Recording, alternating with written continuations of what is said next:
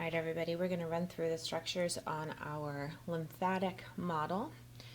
We want to focus on the vessels today, specifically the veins. This model has some really fantastic veins on it. So we're going to go up into this neck area. First things first, I see my superior vena cava. The heart's missing, but the superior vena cava is present.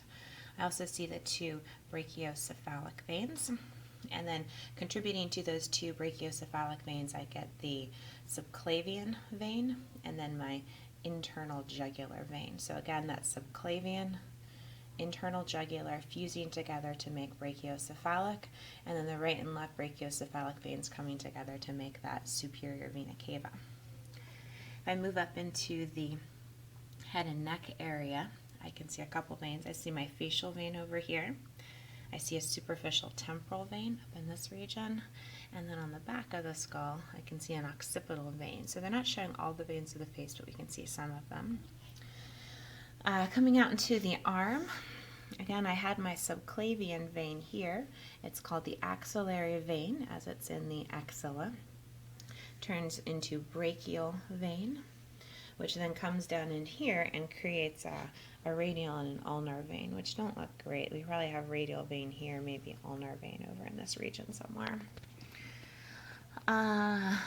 Interestingly, in our upper limbs, we have some superficial veins that don't have arteries running along with them, and I can see one of them right here. This is called my cephalic vein. So that's my cephalic vein, and then there's also one running up the forearm called the basilic, but I don't see that here.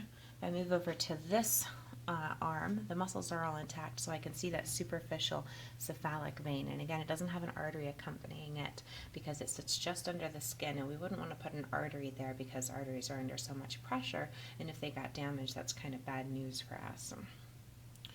All right, if I move into the abdomen, I can see superior mesenteric vein, and I can tell that right away because it's going to my small intestines.